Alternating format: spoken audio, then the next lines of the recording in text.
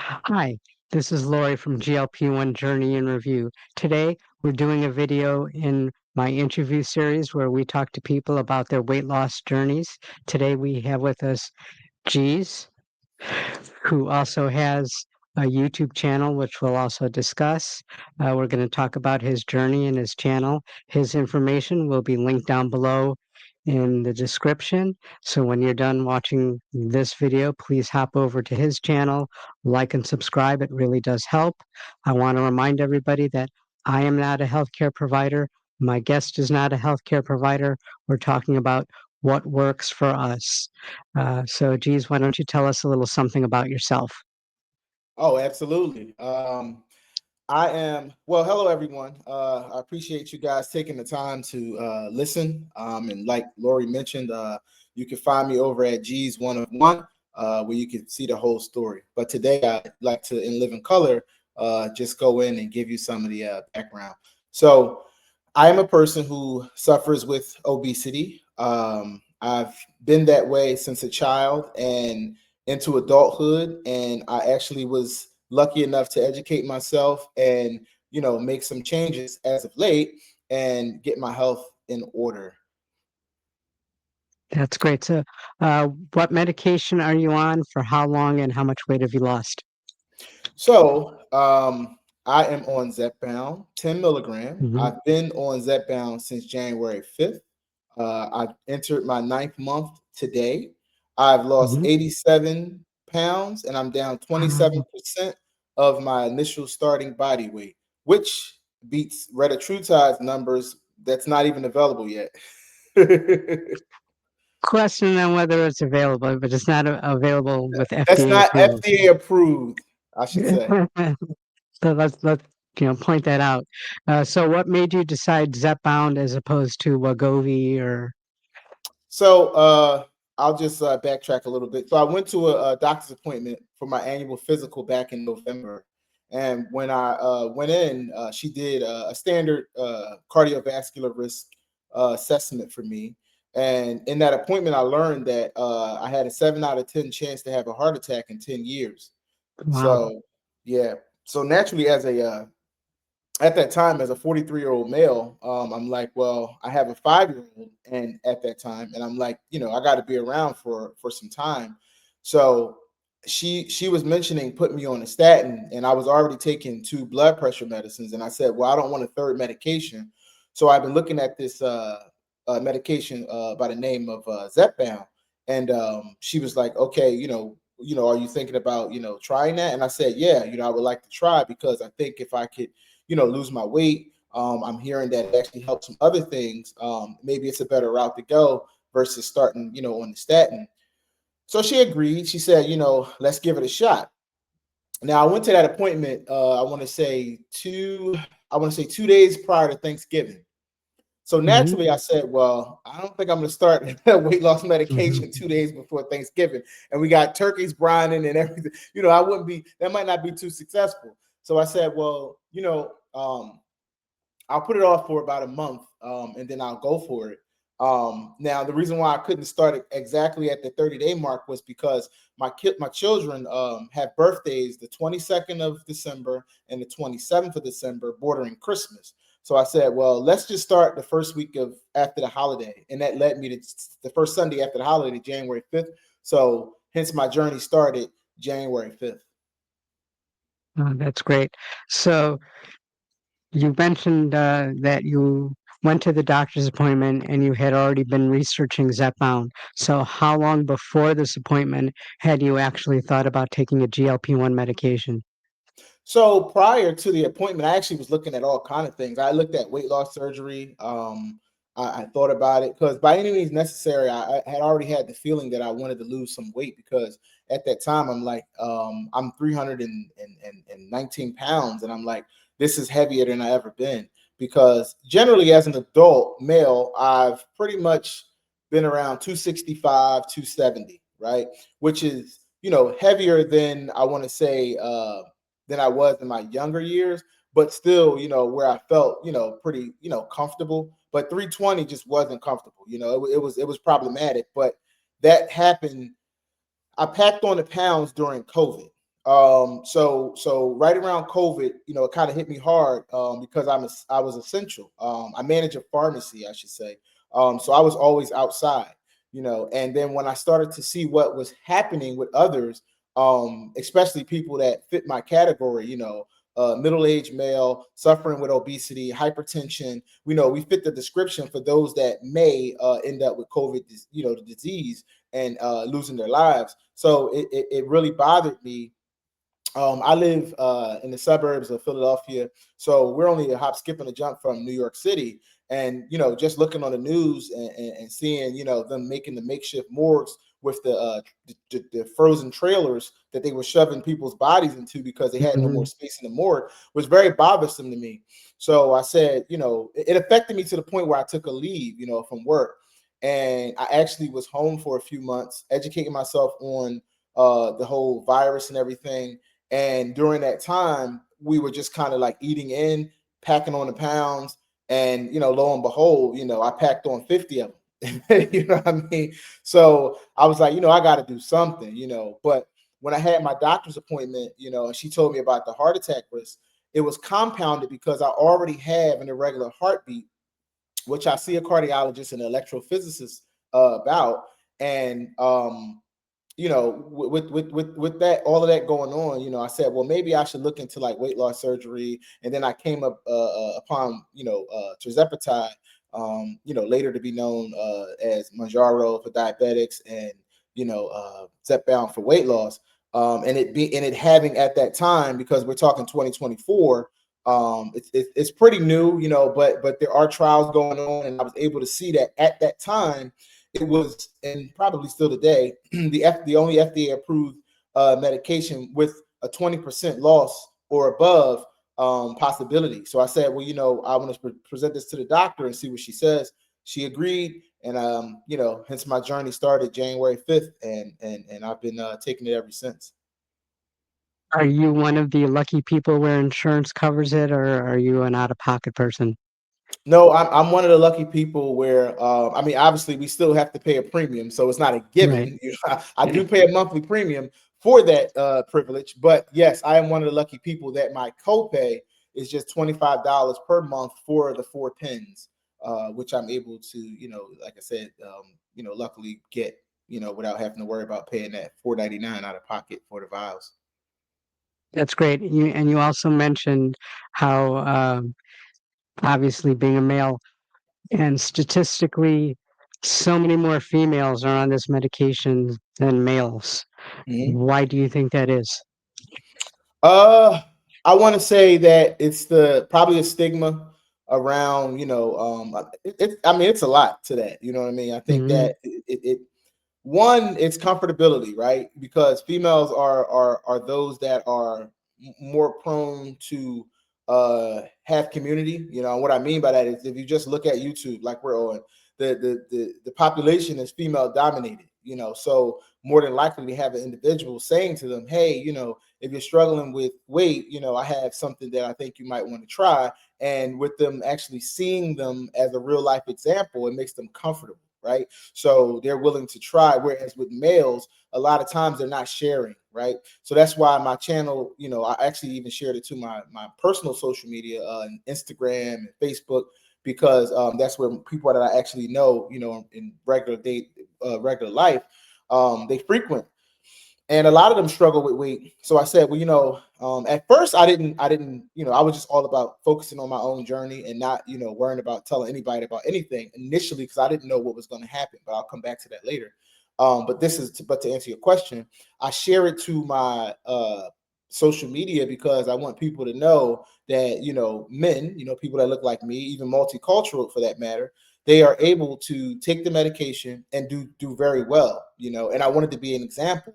So I started my channel so they could see me and live in color, losing the weight, posting, what I'm eating, posting how I'm doing it, posting the medication, posting what I go through week to week, and just like educating them on, it's okay. And then just so they can know that it's okay and it's cool to take. And regardless of what Mhm. someone else says, the opportunity to get well, because that's really what it should be about, is to actually Absolutely. find health, right? We want to find health, not, obviously there's some vanity, out there, with looks and things of that nature. that comes with the territory, but it was more about finding their health. So that's why I wanted to be an example, because that's what it takes, you know. And most females have that, because there are a plethora of females that share in their journey, but not so many males. Now, you got this from your primary physician? Yes, I did. She prescribed it, and I mean, obviously, there were some things that the office manager had to do to get me, you know, approved. But I fit all of the categories. You know, my BMI at the time was a 43.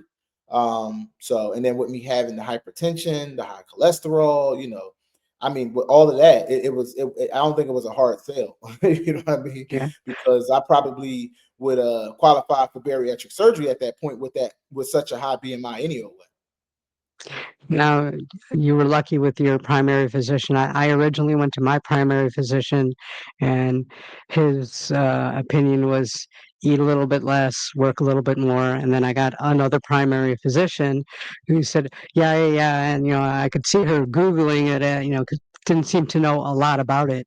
Did your primary know a lot about the medication, or was, you know, somewhat new to her, It, him? it, I feel like at that time it was probably somewhat new to everybody. In fairness, right? In 2024, obviously the medicine, you know, picked up steam in late 2023. People were getting it, but they were prior to that they were off label, getting it off label Manjaro, you know, Hmm. before Zepbound Right. was approved. So Zepbound within itself at that time was literally, you know, just approved not long ago. So in fairness, I guess to most physicians, they wouldn't know a lot about it. And then you have stigmas and biases and everything else that kicks in. So on top of that, it was probably a difficult thing. So my particular physician, she's very open to what the patient wants, you know, within reason. So I didn't have that. Interestingly enough, the same situation you had, my wife had, because her primary is completely against it. And she, in fact, said that once she turned, if my wife were to turn, my wife was pre-diabetic. She said, well, once you Hmm. turn diabetic, then I'll prescribe Manjaro for you. So I Wow. was like, yeah, I was like, okay, so she wants you to turn diabetic to actually get you treatment. No. So needless to say, that she's no longer her physician. And my wife actually has my primary is now my wife's primary. Yeah, So it's yeah, we fired that doctor, and so now, and I suggest anybody listening to this interview, if you're having that issue, fire that doctor, because they're not for your health. So my wife went to my doctor. My wife has just completed 1 month and 1 week on Zepbound and lost 8 pounds. that's great. So what has your dosing been? Because I know So I can early go they on would that. do I can 2.5, 5, you know, every week. I mean, sorry, every month you would jump up. Yeah. So I can actually go into it. I can tell you guys the way I started. So I started with the 2.5 in January. Obviously, that was my initial loading dose. Hmm. And I took that for 1 month. And I lost 15 pounds in January. The thing is, when I started in January, because I didn't know what the pen would do, I wasn't I didn't have a lot of optimism, because I didn't want to be let down like I was over the years with, Hmm. you know, constantly, you know, like you said, move your body, eat less. You know, it just never it actually ended up amounting to anything. You know, I don't want to say anything, because there was a time that I worked with a personal trainer, and that personal trainer was able to get 30 pounds off of me and building muscle. So even at 265 at that time, when I dealt with the personal trainer, I did look pretty good at that weight, because it was through grueling workouts, but it wasn't sustainable, right? Of that Right. kind of working out, because I'm a person that suffers with osteoarthritis, which I'll come back to and explain that once I'm done with telling you my shot regimen. So in January, I did the 2.5 for the 1 month. I lost 15 pounds that month. I want to say, uh, 11 pounds the first week. The first week. Wow. Then the second week, I want to say I probably lost right around that four. Well, no, I lost 8 pounds. I'm sorry, I lost 8 pounds the first week, and then I want to say I lost 7 pounds on the second week. So at the end of the month, interestingly enough, it was my birthday, my wife's birthday, and my dad's birthday, because me and my dad share a birthday, and me and my wife's birthday is 2 days apart. So at the end of January, I wasn't really thinking diet. You know, I was eating cake, just doing all of the things. And you know, needless to say, I didn't lose much during the final 2 weeks, but I weighed myself at the beginning of January. That's how I knew I was 319.6. And then I weighed myself that following week, and that was it. The next time I weighed myself was February 4th. So when I weighed myself February 4th, I seen that I had dropped down to 304. So that's how I knew I had lost the 15 pounds, if that makes sense. So then in February, I moved to the 5 milligram, right? In February, I literally lost 13.2 pounds on the 5 milligram because I lost weight every week, right? Then in March, I moved over to the 7.5. Now, the reason I moved to the 7.5 because I called my doctor up and I said, well, hey, I'm doing really well on the medication, and at the time, remember, we all titrating up every 4 weeks. Right. I said, well, I'm doing really well. I said, and I had no side effect. So I probably should titrate up while I can and see what happens with the 7.5, right? So in March, I titrate up to 7.5. I lose 11 pounds on the 7.5. And at the end of that month, I said, well, you know what? I'm down, literally a little more than 30 pounds. I said, let's stick to the 7.5 for about 3 months and see how that works if I can keep losing, since I haven't had no side effect at all. And I said, so I don't want to jump to the 10 and then I have a side effect. So let's just stay on the 7.5 for a few months. So I was on the 7.5 in April. Well, in March, I lost 11 pounds. In April, I was still on 7.5. I lost 9 pounds. In May, I got a little bit of food noise, right? So I said, well, in the middle of May, I probably should titrate up to the 10 because I'm getting food noise. And I don't want to actually let it go too far and it get worse. So she agreed and said, hey, well, that's fine because that's kind of where we wanted to get you to anyway. So I'll give you the 10. So I did the 10 for 2 weeks and I noticed that I had an increase in my heart rate, right? My heart rate was elevated because I had a resting heart rate of about 65 to 70 normally. When I'm active, it's probably about 75, 80. And when I say active, I mean like walking, not necessarily working. Then on that 10, I noticed that my actual my resting heart rate was probably in the 70s, it was about 75, sometimes 80. And then my actual walking was like 90 to 95. So I said, whoa, this is something I'm not used to, and when it's at like 95, you kind of feel it, you know what I mean? So I'm like, let me talk to the doctor and see if I should titrate back down. What I did was I saved the 7.5 pen because I didn't know what the 10 would do. I took 2 weeks of the 10, went back down to the 7.5 for a week, and then I said, hey, I'm gonna do the final 2 weeks to do the whole box. Same result.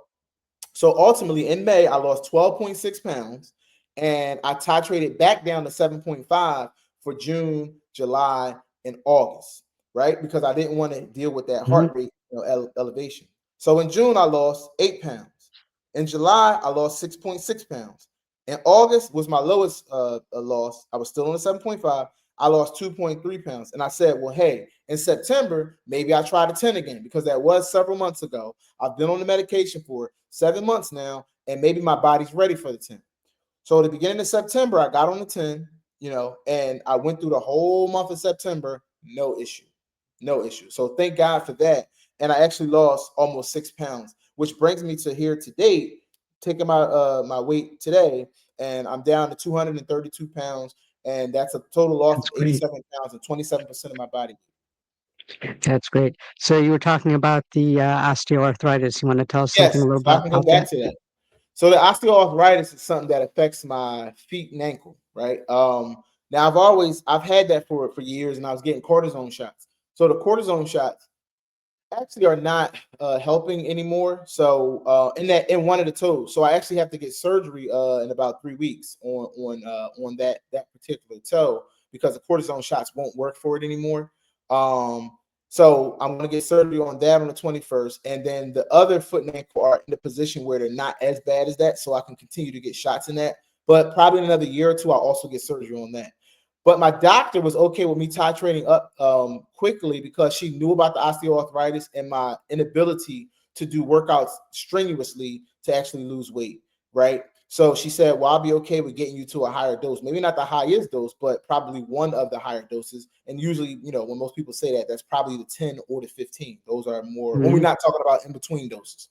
And I should mention, I'm able to get in-between doses because I'm approved to get the strength that I'm taking. Doesn't matter. My doctor can recommend any strength and I can be on any one, even in between. But based on study, I know, and most people can't sit on the in between. So usually when you say high dose, you're talking about a 10 or a 15 in a lot of cases. So she wanted to get me to the 10 because obviously the studies show that you're probably going to get, a good deal of weight loss on the 10, because the 15 only showed about 1.9% more weight loss than the 10. So I'm actually happy to be able to be on that. But with the osteoarthritis, it affected me when I first started out on this journey and I got that news. I said, well, I need to do something. And I was motivated. So I would walk the mile a day, 5 days a week, I was Hmm. walking a mile. And what happened is in that time span, because I was so motivated, I wasn't really paying attention to the arthritis because I'm like, I got to get this, get the weight off. So I would even be walking in the rain. I was that motivated to, people looking at me like, is this guy crazy? Like walking in the rain? Like what? You know what I mean? I'm like, yeah, I got to get this weight off. So and then I was doing my resistance training, and I was a big proponent of squats. I do a lot of squats because I felt like it kind of got my vascular system moving. I was able to actually do resistance weights. It's like a one-stop shop. So with doing that, naturally putting a lot of pressure on your feet and ankles, with the squatting, Hmm. and my osteoarthritis flared up, So I was back to the foot doctor, and they recommended the surgery and everything, giving me the shots. And now to date, I'm still able to do the resistance training, but I'm not doing the walking, because obviously I can't, but I'm able to lift weights, and so I'm thankful for that. I can still keep going in that way. We're going to get back to the surgery in a second. I just want to ask you, when you were titrating back down to 7.5, how was the food noise? So that's the thing, like, it was there, but I just dealt with it, because at some point you have to, right? Hmm. Because I knew the alternative, right? The alternative was the increased heart rate and all that, and I couldn't deal with that. So I was like, you know what? I'm gonna just, kind of fight through it. It wasn't like horrible, but I just knew that what it was is it probably was me comparing to the first several months, right? The first 12 weeks that I was on. Obviously, now in January, I'll say no. It maybe it did, but in January I wasn't paying attention. I really didn't understand the journey at the time, and it could have, but I didn't notice it.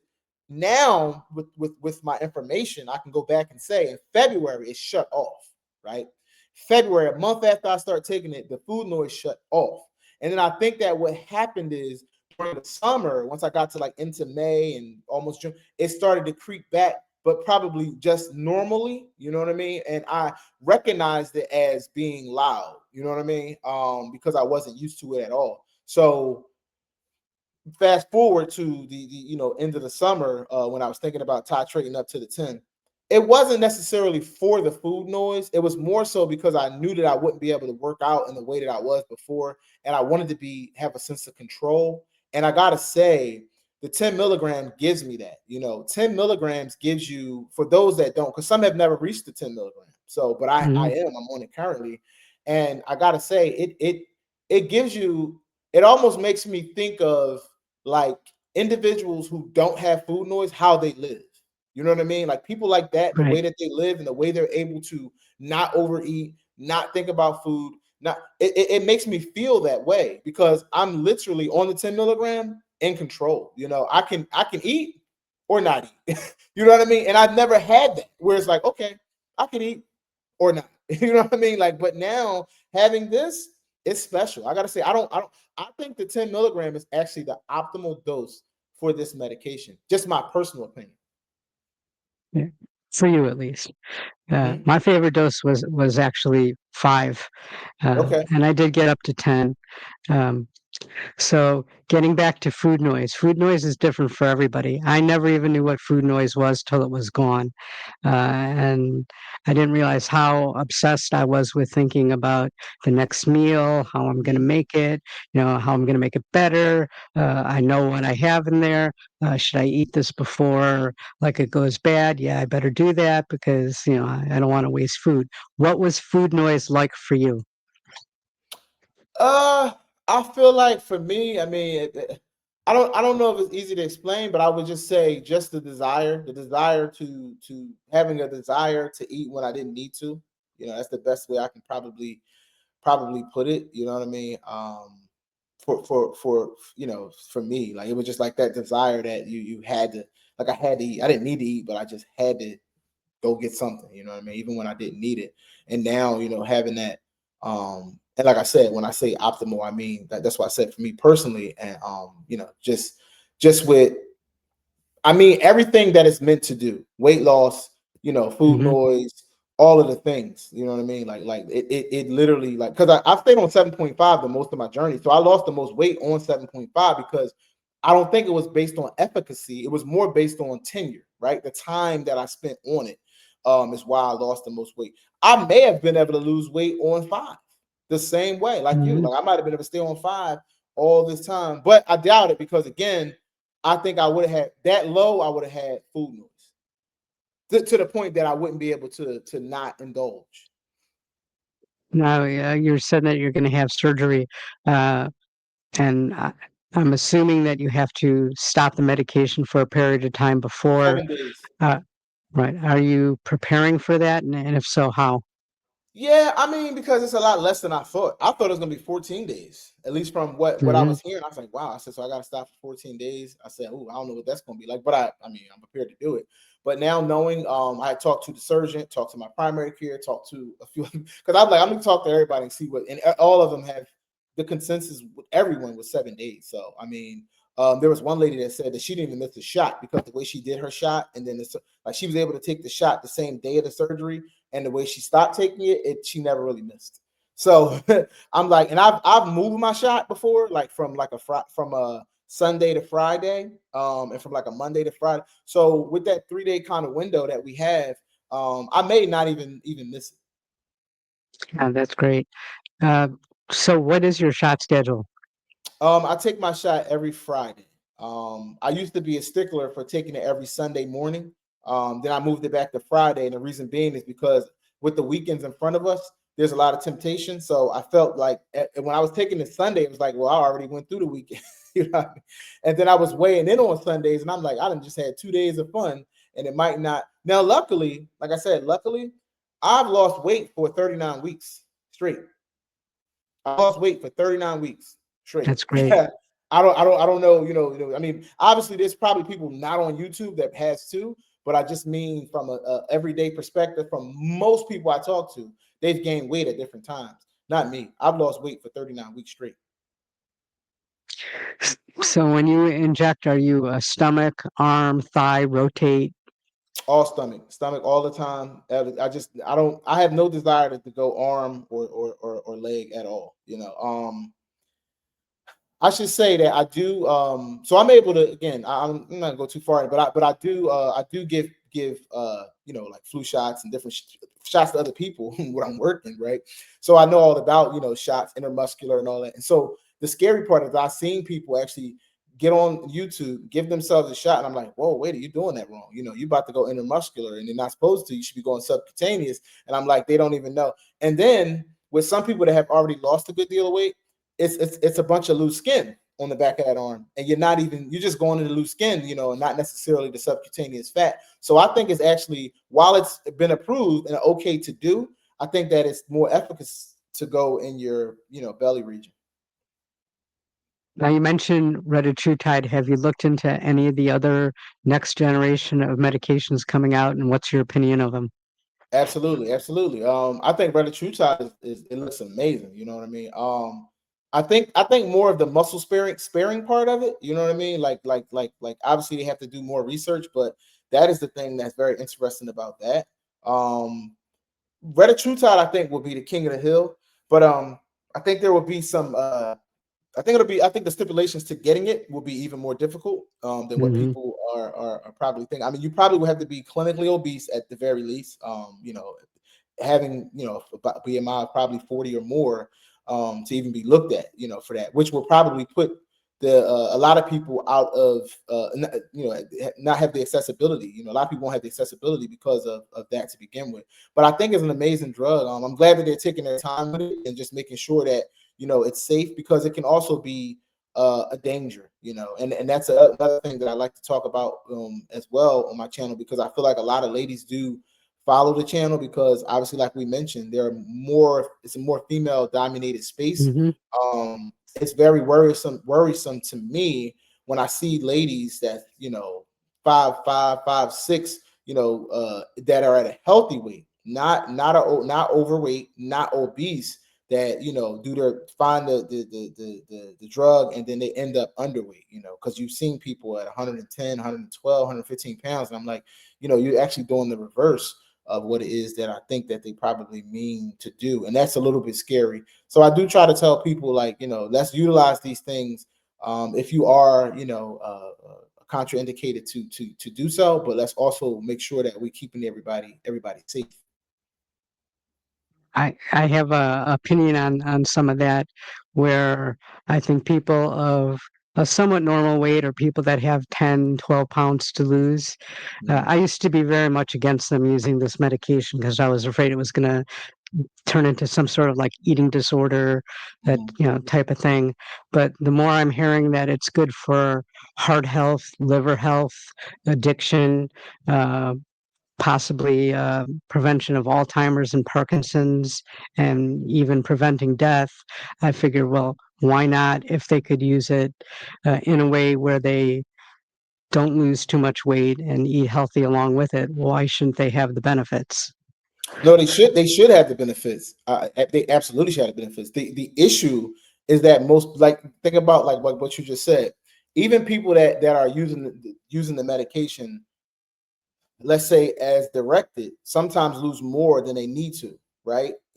Just by accident. So what I'm saying is those individuals that you mentioned are at a higher risk of that, even when they're trying not to be. That's what I mean, because the drug, while it has those other benefits, they have to be watched very closely, because I'm sure that they can't dose like me. You know, they can't dose Right. like, and again, unless you're on a compound and you're able to microdose, which I'm not necessarily I can't say I don't believe in it, but I don't think there's enough studies on it, real studies on it. You know what I mean? Of course, people, you know, have random studies that they say they do, but I mean studies that we can actually look at, you know, and see the information. It's scary, because again, if you're going to take just say the loading dose 2.5, a person that you mentioned probably should maybe be taking a third of that. You know what I mean? If it's not for weight, it's probably a third of that. But that dose is not FDA approved or available today. Absolutely. But do you think that this could lead to a different type of eating disorder? I think everything can lead to anything. Right?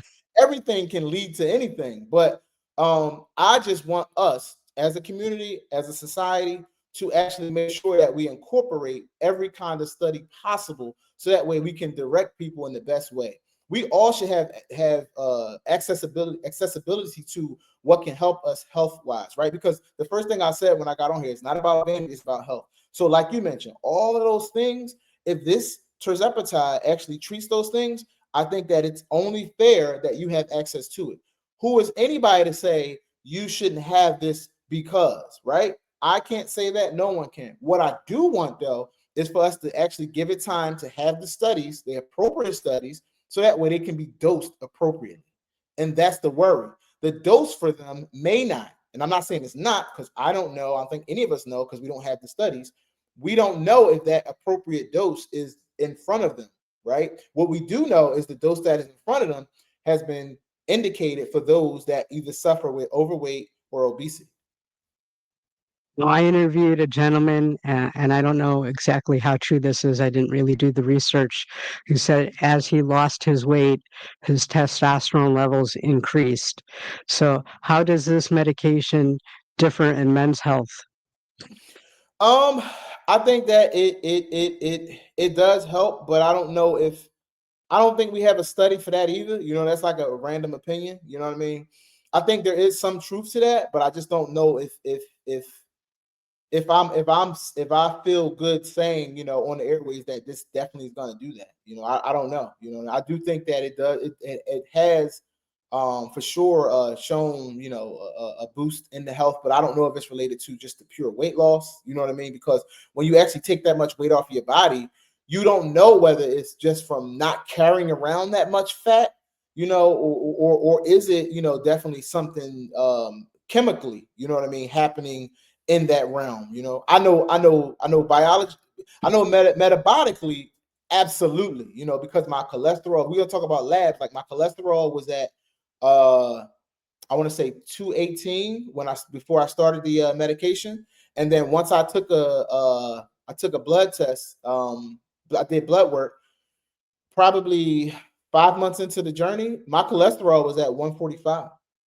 Wow, that's So, great. so I mean, my good cholesterol jumped up. So it literally turned all my health markers upside down. You know, well, when I say upside down, I mean in a good way. They went back, they went Right. green. You know, I wasn't a person that was pre-diabetic, but if we're gonna talk A1C, I probably would be at like a 4.3. You know what I mean? Like, so I mean, like the biology for what it does is there in your basic metabolic panel. But I don't think that I took had I and I probably should have, and I think men probably should. They probably should test the testosterone levels during with that metabolic panel just to see. But personally, I think it does do something, but I just can't say for sure that it's a complete testosterone booster. It does. And how is your blood pressure on the medication? Has that Yeah, so changed? my blood pressure, the average was 145, probably over 90, most of the time, on blood pressure medicine. And now, since I've been on the treatment, my blood pressure is what my doctor and nurses over at the doctor's office like to call a textbook. I went to the doctor's last Thursday and I was 118 over 80.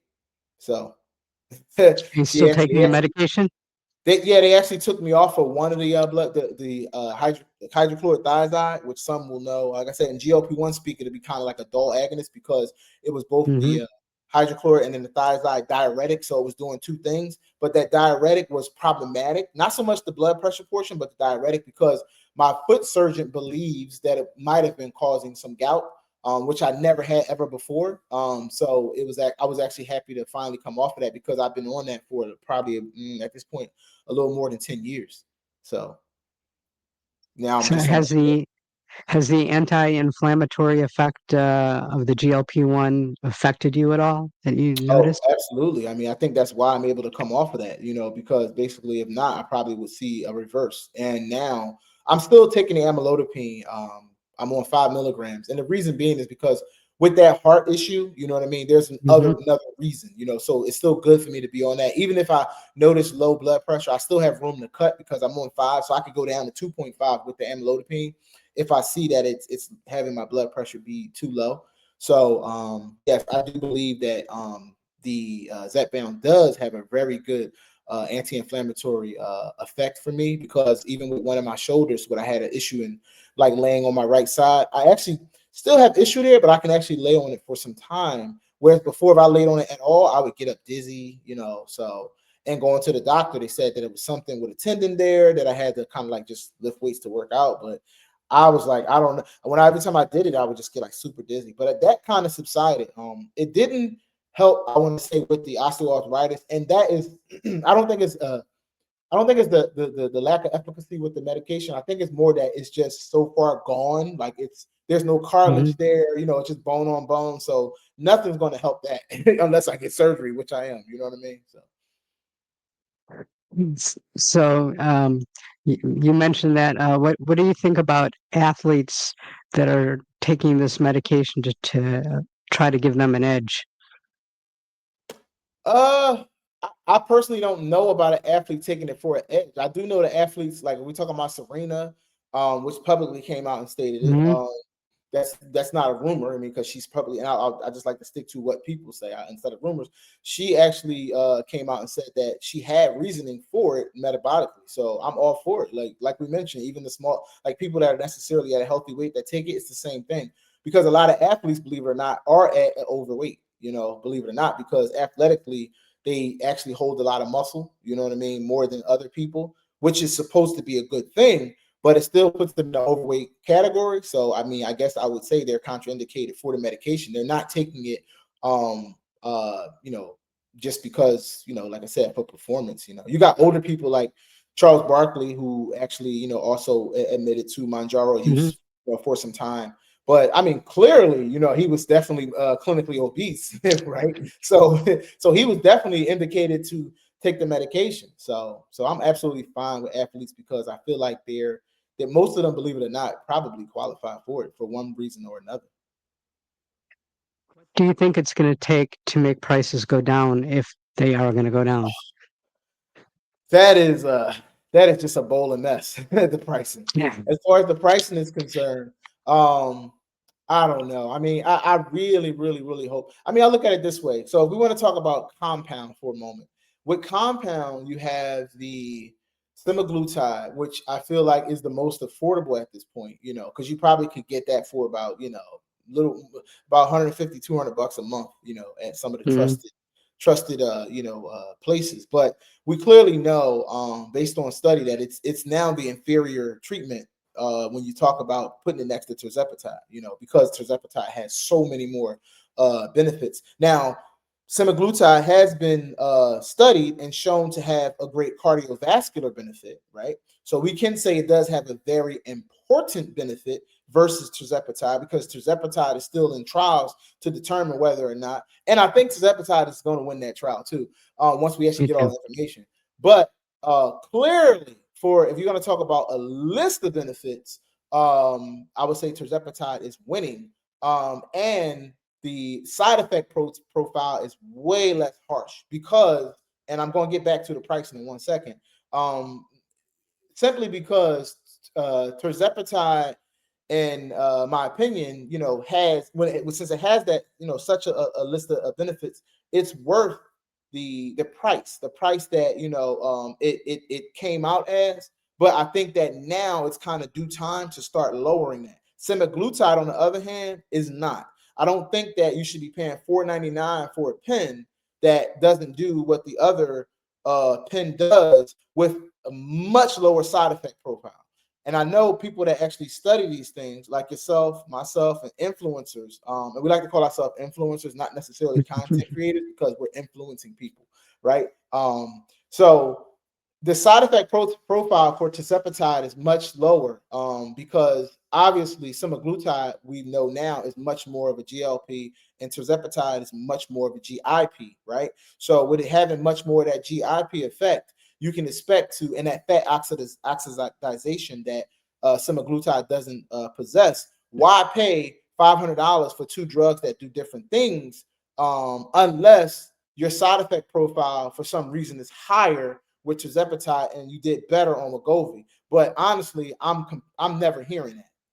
Only thing I primarily hear is, man, I did so much better on Zepbound than I did on Wegovy, because Wegovy was too strong, and gave me, a list of nausea, diarrhea, constipation. Whereas tirzepatide, I just had subtle this or subtle that, as long as I didn't titrate too quickly.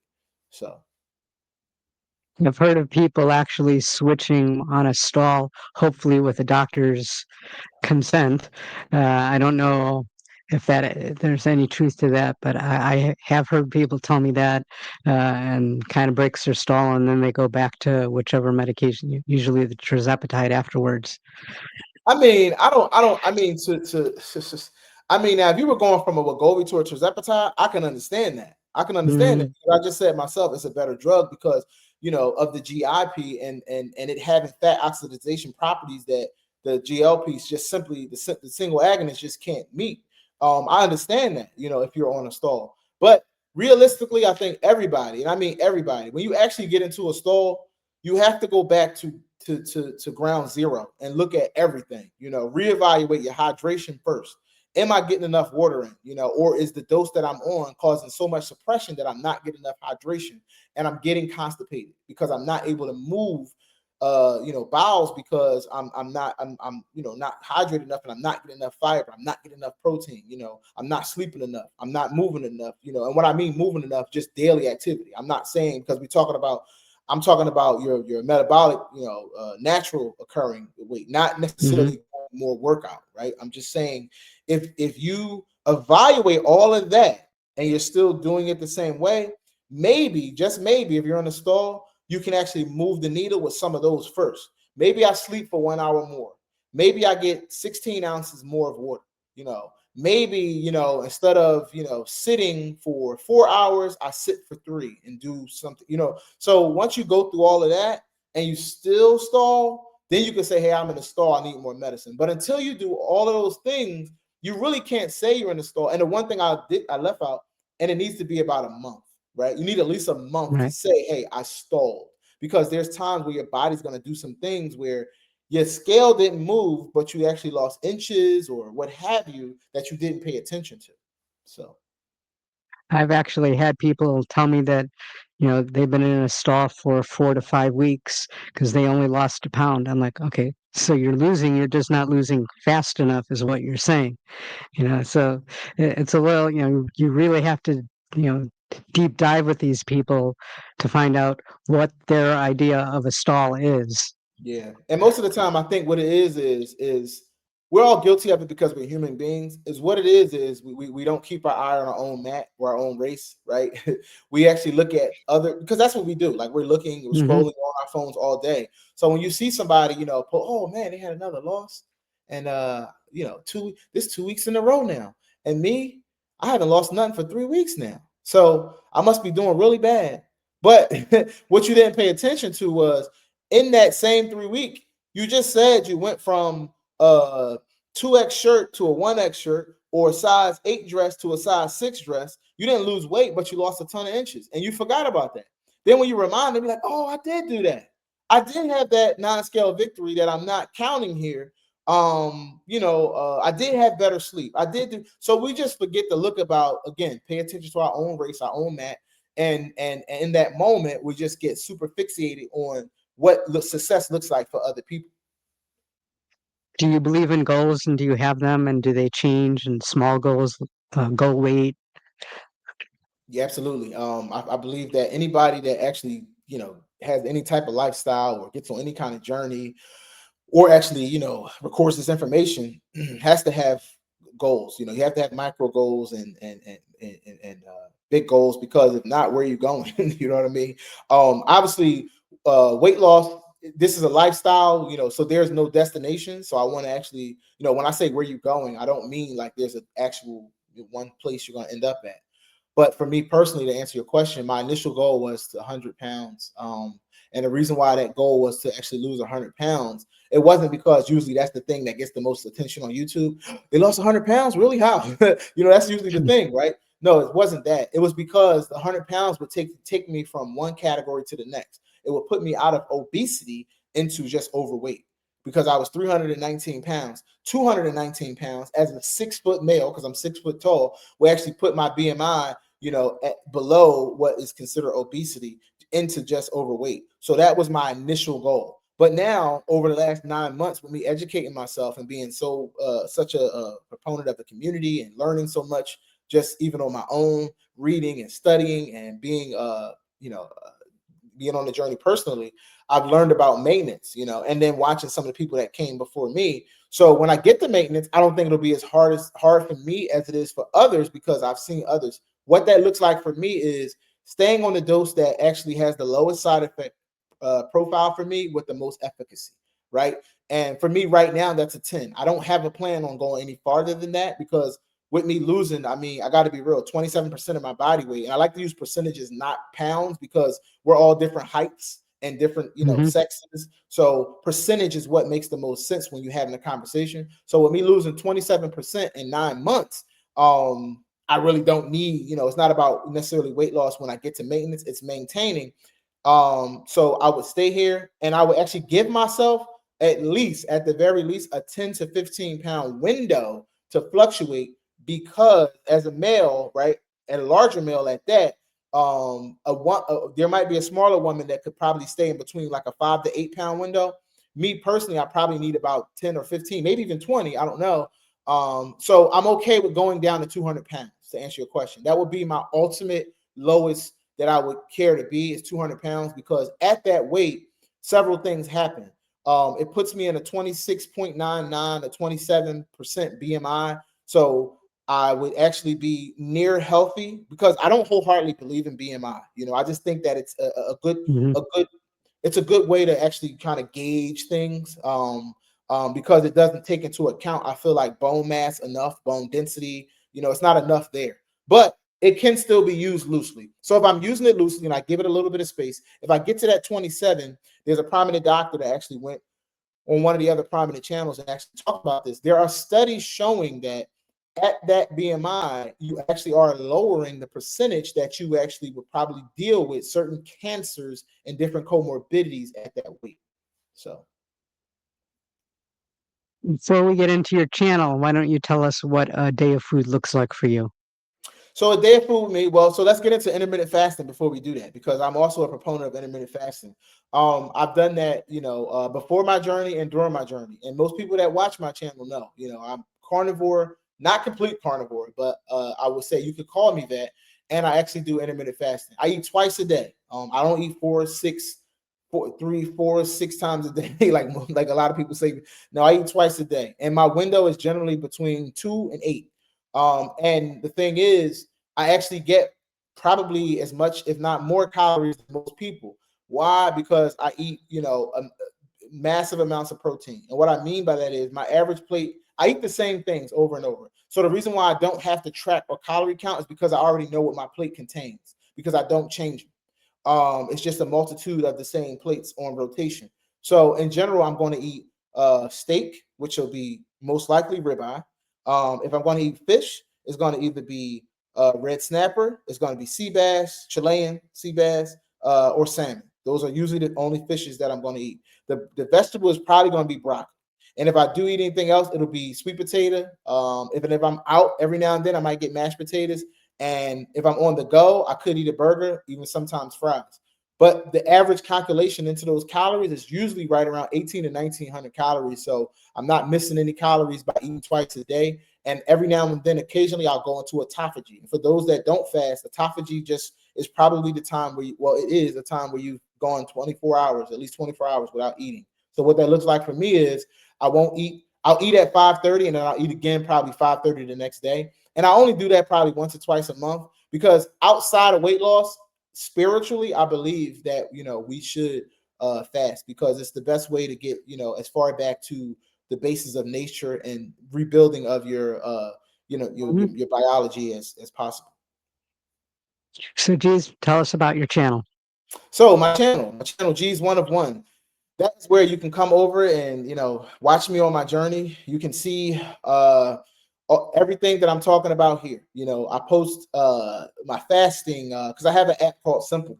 So I'm one that believes that to be trustworthy, you got to be consistent. You got to keep showing up, so that way people can see and live and live in color. Because some people know that in these YouTube streets, you see some really wild, funny things.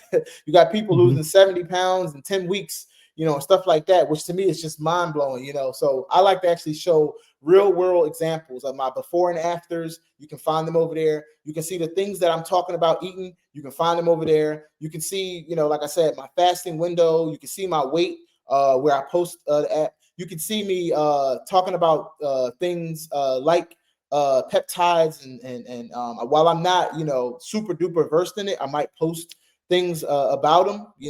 Right now, if you go to Peptide Buddy, he did his 2024 ranking, and tirzepatide is king based on his ranking. So that's there. Things like that, and I'm in everybody's community supporting one another. I am on RMZ, which is Round Mountain Zepbound. We did an interview the other day. I've done a Mhm. interview with the downsized. I've done interviews, and just to get. I don't really have I don't really care so much about monetizing. If it happens, it happens. If it doesn't, it doesn't. I'm just about being raw, organic, and giving people the truth, Absolutely. and giving them the idea of what authenticity looks like. Is there a video that you're most proud of? A video like one of for my channel. No.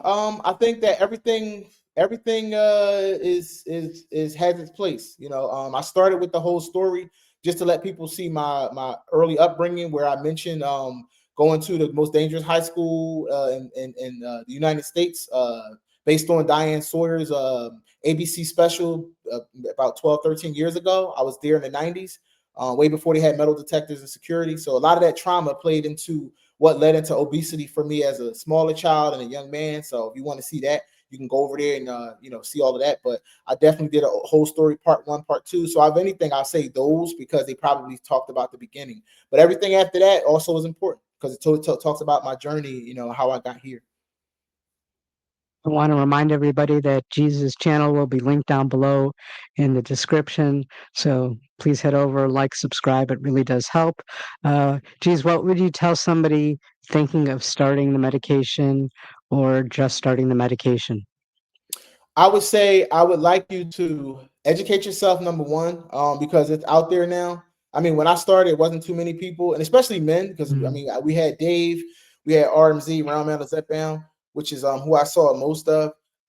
We had the downsides, they were out, so I kind of looked at their stuff and just like other people. But now we have enough influences that you can pretty much educate yourself, and then you can also find research on some of these things. So anything you see on YouTube, make sure you do your own research on top of what it is that they're saying.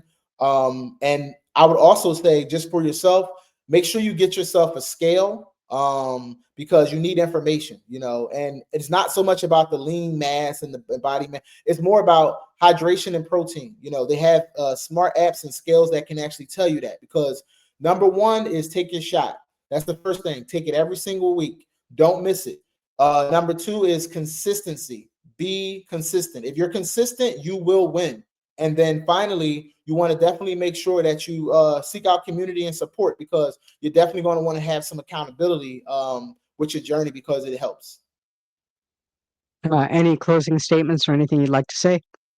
I would say, thank you for what you're doing. It's very important. I like to tell everybody that, you taking your time and going around and doing these interviews is super important. People actually need this because they need to hear varying perspectives, and especially seeing me and you. Like you're a woman of a certain age, Caucasian. I'm a black male of a certain age. This is very needed. Me and you being polar opposites, but we're on the same journey, right? So I feel like doing this it should be very popular, because it lets people know we're all together, right? So generally, when I actually end videos on my channel, I like to say we're in this together.